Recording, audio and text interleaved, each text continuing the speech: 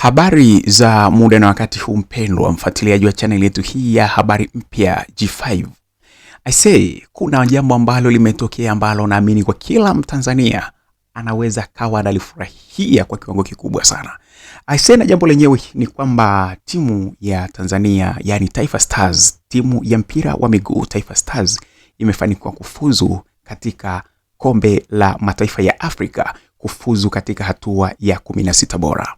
Na hii ni baada tu ya mchezo wake kumalizika hivi punde kati yake Taifa Stars dhidi ya timu ya Tunisia. Ni mchezo ambao umemalizika kwa magoli ya 1-1. Suluhu hii inamfanya Taifa Stars kuweza kufuzu katika 16 bora kutokana na kwamba anaingia kama best loser. Itakumbukwa kwamba timu ambazo zinaweza kwenda katika 16 bora, kulikuwa na zile timu mbili za moja kwa moja ambazo zilizokuwa zinaingia kutokana na ubora wake, jinsi ambavyo matokeo yake yalivyotokea. Lakini kulikuwa na timu ambazo zilikuwa zinaingia kama best loser. Na hapa ndipo mahali ambapo sasa timu ya taifa ya Tanzania Taifa Stars, hapa ndipo mahali ilipoponea. Timu nyingine ambayo ilikuwa inategemea sana kwamba na yenyewe ingeweza kufuzu kama best loser ni timu ya Angola.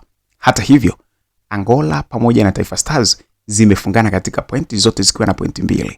Lakini wamepishana kufunga ambapo Taifa Stars imeshinda magoli 3, lakini Angola ina magoli 2. Na hivyo Taifa Stars yeye anafanikiwa kufuzu kwenda katika hatua inayofuata, yani hatua ya 16 bora. Timu zingine ambazo pia zimefuzu ni pamoja na Msumbiji, Benin pamoja na Sudani. Hizi nazo zimeenda kama best loser. Bwana, kitu ambacho nilichokuwa nataka kukukumbusha kingine ambacho nilikuwa nataka kukuhabarisha ni kwamba Taifa Stars ikumbukwe kabisa kwamba hii ni mara yake ya 4 kushiriki katika kombe hili la AFCON. Mara ya kwanza ilikuwa ni mnamo mwaka 1980 na mara ya pili ni 2019. Mara ya tatu ni 2023 na mara nyingine ya 4 ndiyo hii mwaka 2025, ambapo sasa katika hatua zingine zote hizi ambazo alizokuwa anacheza mwaka 1980, 2019 na 2023, hatua zote hizi alikuwa anaishia katika hatua ya raundi ya kwanza kabisa.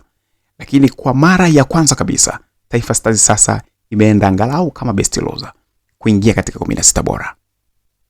Hata hivyo, hili jambo sio jambo la kutushangaza sana. Itakumbukwa kwamba mwaka uliopita timu ya Ivory Coast ambayo kwa sasa ndiye bingwa mtetezi wa kombe hili la mataifa ya Afrika, yani AFCON, na yeye aliingia kama best loser. Lakini hatimaye tuliona ni nini kilichoendelea mpaka akafika mwisho kabisa finali na hatimaye kuchukua kombe.